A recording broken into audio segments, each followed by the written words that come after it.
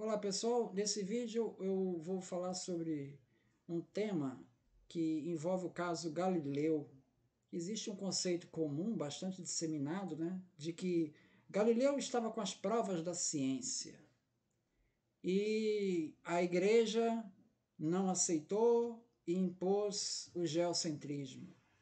Essa visão ainda é bastante comum, né? Então eu vou tentar mostrar nesse vídeo que não é bem assim. Para isso eu vou tomar como referência o livro do Paul Feyerabend, Contra o Método. O Paul Feyerabend ele é considerado um anarquista da ciência. Tá? Ele entende a ciência como um empreendimento essencialmente anárquico, ou seja, fenômenos irracionais de fundamentação tornam-se necessários para o avanço da ciência, devido ao desenvolvimento desigual dos diferentes ramos da ciência. A teoria copernicana pôde sobreviver tão somente porque no passado a razão foi frequentemente posta de lado. Dessa forma, a ciência se aproxima muito do mito, muito mais do que a filosofia científica se inclinaria a admitir. A ciência é uma das muitas formas de pensamento envolvidas pelo homem, não necessariamente a melhor. O desenvolvimento da doutrina copernicana desde o tempo de Galileu até o século XX é um perfeito exemplo da situação que desejo apresentar, o Paul Feyerabend. Partimos de uma firme convicção contrária à razão e à experiência da época de hoje, podemos dizer que o Galileu trilhava o caminho certo, pois sua persistência, que se afigurou como uma ridícula cosmologia na sua época, veio a criar os elementos necessários para defendê-la posteriormente. O conhecimento concebido segundo essas linhas não é uma série de teorias coerentes a convergir para uma doutrina ideal. Não é um gradual aproximar-se da verdade. É, antes de tudo, um oceano de alternativas mutuamente incompatíveis e até mesmo incomensuráveis, onde cada teoria é singular, cada conto de fadas, cada mito que seja parte do todo, força os demais partes a manterem articulação maior, fazendo que todos concorram através desse processo de competição para o desenvolvimento de nossa consciência. Qualquer ideia, embora antiga e absurda, é capaz de absorver nosso conhecimento. Então, o que o Paul Feyerabend está falando?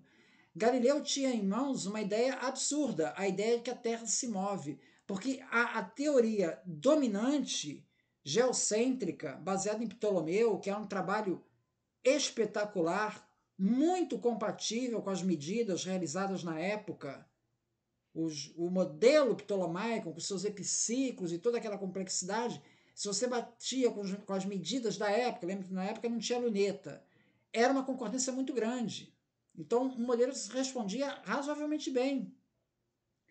E o que você tinha de argumento mais claro é que a Terra não se movia, porque você não vê o movimento da Terra. O que você vê é o Sol se movendo, os planetas se movendo, mas a Terra para você está parada.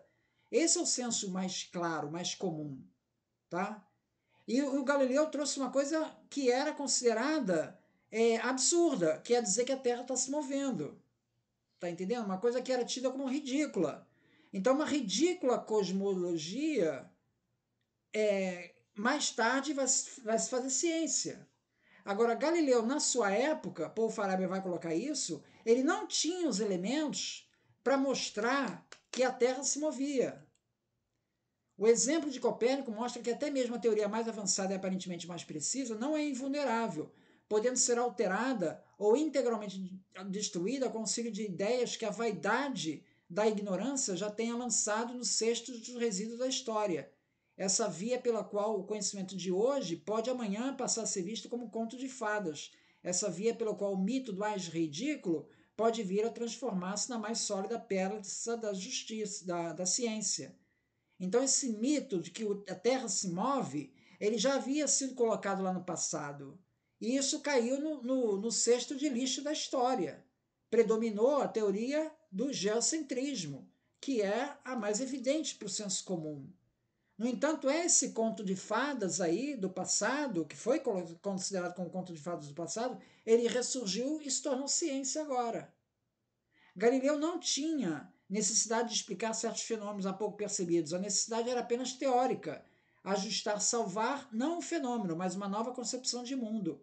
O modelo de Copérnico, ele coloca, Copérnico, no livro dele, que ele está propondo o modelo de Sol no centro só para facilitar as contas, porque o modelo do geocentrismo, do Ptolomeu, ele é muito complicado, envolve muitos epiciclos, é um sistema que está começando a ficar muito complexo. Mas ele tem uma boa medida, ele tem uma boa comprovação experimental, o modelo do geocentrismo. Ele bate razoavelmente bem. E o modelo do heliocentrismo é só para simplificar as contas. Agora, pasmem, experimentalmente, o modelo do heliocentrismo é pior que o modelo ptolomaico. Os erros no sistema heliocêntrico proposto por Galileu são maiores quando você compara com as medições da época. O Derek Sola Price, ele mostra que o sistema geocêntrico recorrendo a ciclos excêntricos e epiciclos centrais pode explicar os movimentos angulares dos planetas com uma precisão de 6 graus, exceto a teoria necessária para Mercúrio e para Marte, 2 planetas, são casos específicos, mas em geral é o que responde melhor. O modelo do Copérnico, a precisão é de 10 graus, aumenta. Então, o Paul Farahmand conclui assim: se a astronomia pré-copernicana enfrentava dificuldades e via-se diante de uma série de contra-exemplos, que é esse caso de Marte, de Mercúrio, e implausibilidades, a teoria copernicana enfrentava dificuldades ainda maiores. Os erros eram maiores. Pelo método científico, né, era para escolher o geocêntrico, pelas medidas que você tinha. Aí o Paul Farahmand vai dizer o seguinte: Galileu não seguiu o método científico. Ele não seguiu, na época dele, com as medidas que ele tinha. Ele viola importantes regras do método científico, regras criadas por Aristóteles, aprimoradas por Grosseteste, consagrados pelos positivistas lógicos como Carnap e Popper. Galileu alcança êxito porque não obedeceu a essas regras do método científico. A ignorância para ele foi uma bênção. Página 177. A razão exige também que, ao julgar essas ideias, obedeçamos a certas regras bem definidas, e a avaliação de ideias não deve deixar-se penetrar por elementos irracionais. É isso que o método científico diz. Não devemos deixar que os elementos irracionais entrem. Ora bolas, nossos exemplos históricos mostram que o que acontece é exatamente o contrário. Houve situações em que os nossos juízos mais liberais e as mais liberais de nossas regras teriam eliminado uma ideia que, do ponto de vista que hoje consideramos essencial para a ciência, sem permitir tais situações, que elas ocorrem com frequência e sobreviveram.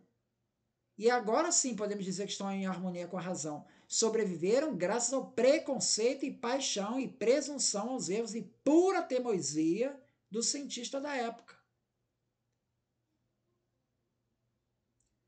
Graças ao fato de terem se permitido que esses elementos irracionais atuam, sem outras palavras, a teoria copernicana e outras concepções racionais só existem hoje porque em seu passado a razão, em algumas ocasiões, foi posta em segundo plano. Então, o Galileu, se fosse levar pelo método científico, ele era para rejeitar o heliocêntrico, continuar com o geocêntrico. Tá? Foi pura teimosia do Galileu. Ele não tinha esses elementos. Galileu substitui uma interpretação natural por uma interpretação muito diferente até aquela data. Qual é a interpretação natural? A Terra está parada. Pô, sai fora da rua, tu vai ver que a Terra está parada. Isso é o que o senso comum diz. Ele substitui por uma interpretação muito diferente. E até, pelo menos, parcialmente antinatural. Como é que ele conseguiu introduzir essas seções absurdas e contraintuitivas, tal como a seção da Terra se move?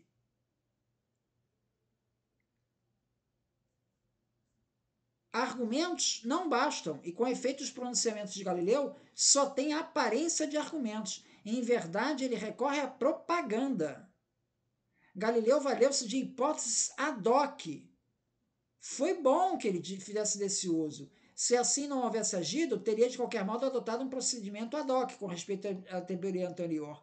Claro se torna que a adesão a novas teorias terá de ser conseguida por outros meios que não argumentos, terá de ser conseguida por meios irracionais, como a propaganda, a emoção, as hipóteses ad hoc, preconceitos de toda espécie. Esses são os elementos necessários e meios irracionais para dar apoio àquilo que não passa de fé cega, até que dispomos das ciências auxiliares de fatos, de argumentos, que transformem a fé em conhecimento fundado. Então, o que levou Galileu a defender o heliocentrismo foi a fé nessa nova doutrina, porque ele não tinha os elementos.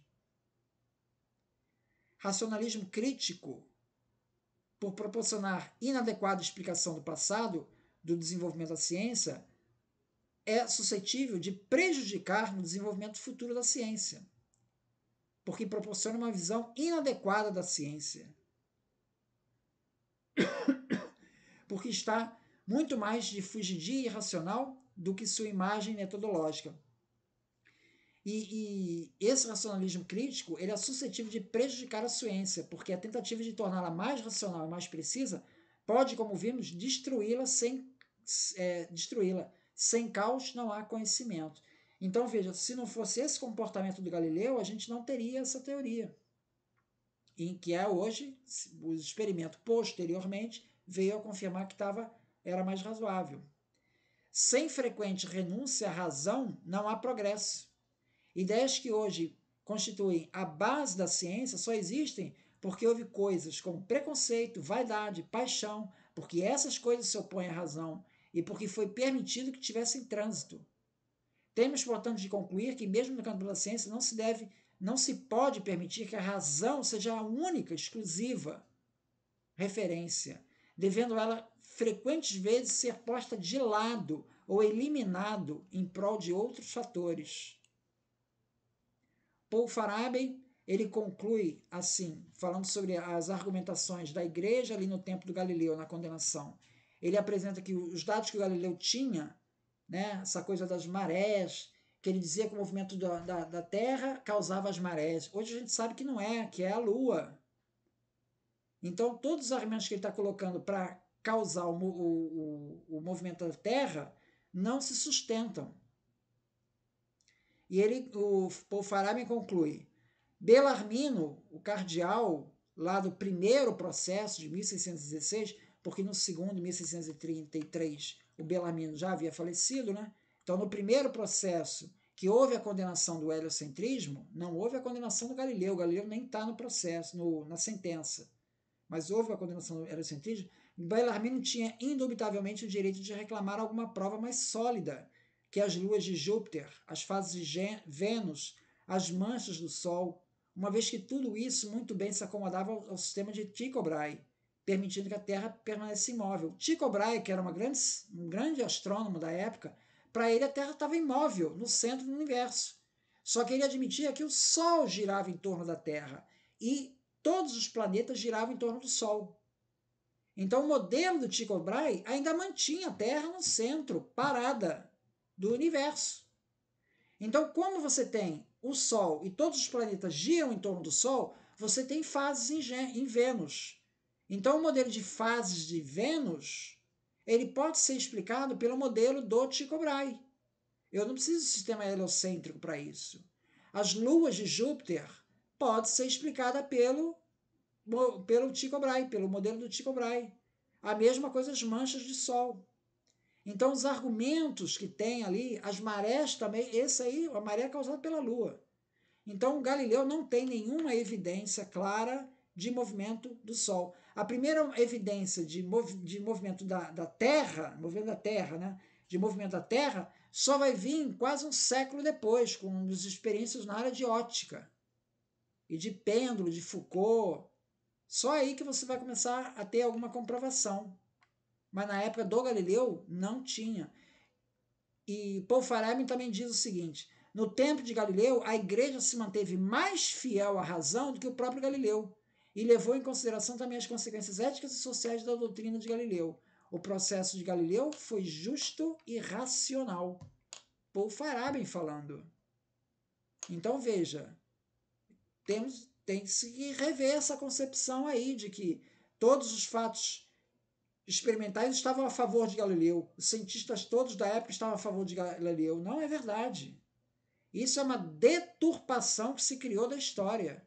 E você acaba tendo uma visão equivocada do funcionamento da ciência. É isso que o Paul Farabi está falando. Por isso que o nome do livro dele é Contra o Método. Que método é esse? O método científico.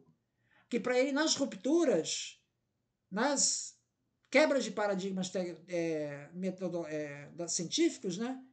Você não usa o método científico a rigor. Vários fatores considerados irracionais acabam servindo para que o cientista apoie aquela teoria nova. Porque os elementos experimentais para a teoria nova ainda estão muito incipientes. Isso foi o que aconteceu com Galileu e com outros casos também. Agora, só para arrematar aqui, nessa questão do Galileu, também já ouvi pessoas falar, não, estava se discutindo que a Terra é redonda, a Terra é plana. Cara, não tinha nada dessa discussão em Galileu. Todos, tanto o geocentrista como o heliocentrista, né, todos eles concordavam que a Terra é redonda. Ninguém estava discutindo Terra plana. Ninguém. Ninguém estava discutindo isso. A discussão era saber se a Terra estava parada no centro ou não. Essa é a discussão. Então, só para desfazer essas coisas aí sobre o caso do Galileu. Muito obrigado, então.